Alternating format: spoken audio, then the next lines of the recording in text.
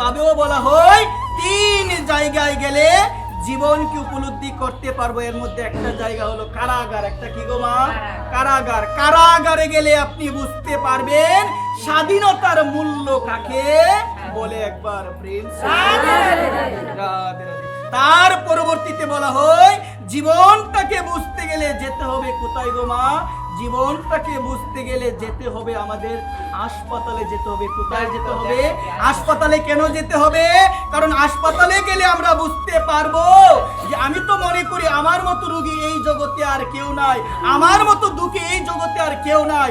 যখন আমি হাসপাতালে যেতে পারবো তখন আমি বুঝতে পারবো। কি বুঝতে পারবো? আমার থেকে বড় রোগী এই হাসপাতালের মধ্যে আছে। তখন আমি বুঝবো ভগবান নৃসিংহদেবের কৃপা আমার উপর আছে, সে তো আমাকে ভালোই রেখেছে। ওই ব্যক্তির থেকে একবার প্রেম ছিল। শ্মশান, কারাগার, তারপরে কি গো মা? কি বললাম? হাসপাতাল। একবার প্রেম ছিল। তিনটা জায়গায় গেলে মনটা কি হবে গো মা? মনটা স্থির হবে, মনটা শান্ত হবে।